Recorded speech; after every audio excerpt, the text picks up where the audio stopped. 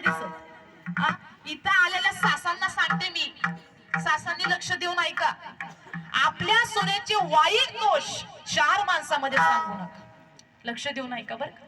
आपल्या सुनेचे वाईट दोष 4 माणसामध्ये सांगू नका, उलट गुण वर्णन करा. माझी सून वाह, माझी सून लक्ष्मीच.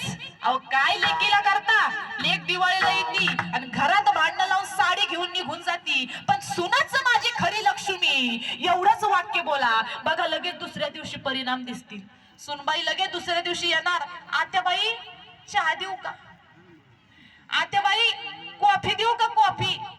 अहो आत्याबाई हात पाय चोपू का, अहो लिंबू पिळून पोहे. फक्त गोड बोला, गोड बोलाय काय जाते तुम्हाला, फक्त गोड बोला.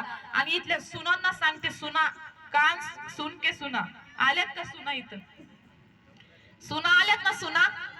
सुनांना पण सांगते, तुम्ही सुद्धा सासूचे वाईट दोष सांगू नका माहेरी फोन करून. सासूचे वाईट दोष सांगू नका, उलट सासूचं गुण वर्णन करायचं.